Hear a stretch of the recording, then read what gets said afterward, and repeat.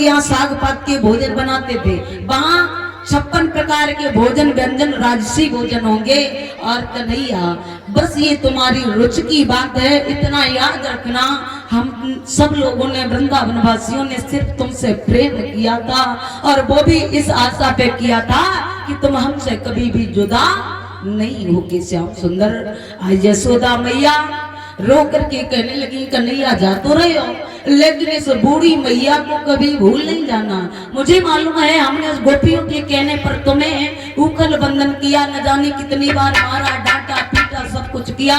इन बातों को याद करके हो सकता तुम बूढ़ी मैया को भुला दो, भुलाना नहीं कन्हैया। और हो सकता ये भी तुम्हें मालूम हो गया कि तुम मेरे नहीं बल्कि देवकी के छैया हो।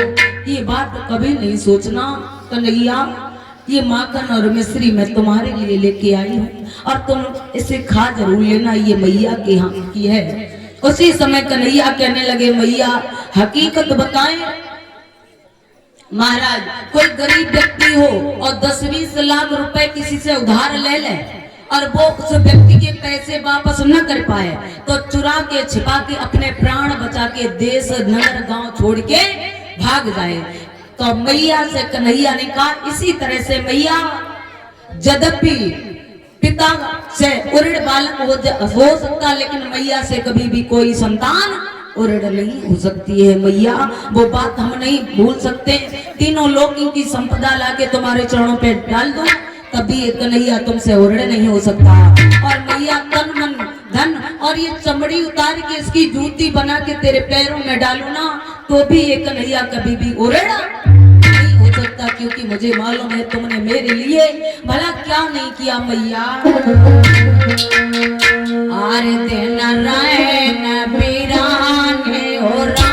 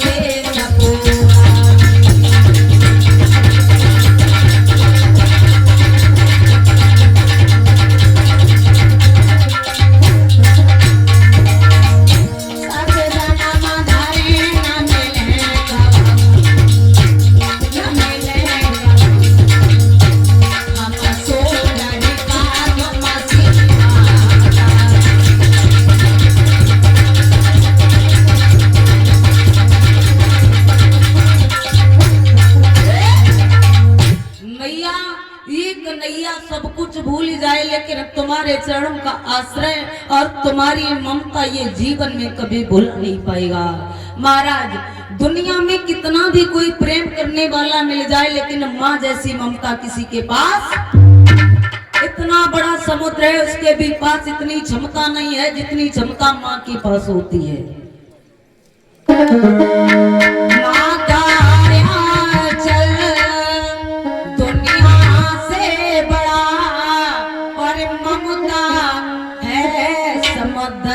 की तरह मेरे लाल बदलना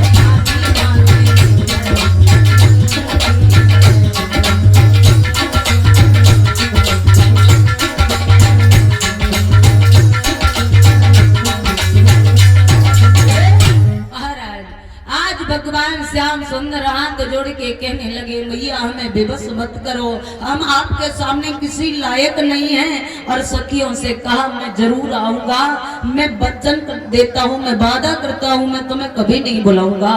इतना कह करके रथ पे बैठ गए और अक्रोश से इशारा किया, ये प्रेम के दीवाने हैं और इनसे हम कभी भी उलट नहीं हो पाएंगे, न कुछ कह पाएंगे, आप रथ को आगे बढ़ाइए। सखियां आगे खड़ी हो गई, कन्हैया हमारे ऊपर से रथ लेके जाइए। श्याम सुंदर ने बार बार जब कहा है तो सखियां एक तरफ हट जाते हैं। श्याम सुंदर का रथ आगे चला गया है। महाराज वैसे ही वहां पर खड़ी हुई देखती रह जाती हैं, कन्हैया का रथ अब वो जा रहा है, सामने जा रहा है। सभी गोपियां कहने लगी बहना अब चलो घर पे चलो, हमें लगता है कन्हैया अब लौट के देखने वाला नहीं है और न तुम्हें हमें यहाँ धैर्य बनाने आएगा।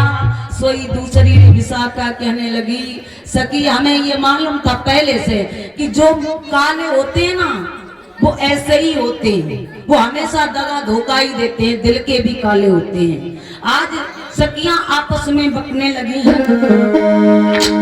चले गए चित्ती चोरी, झकी झोरी चोरी कर डालो,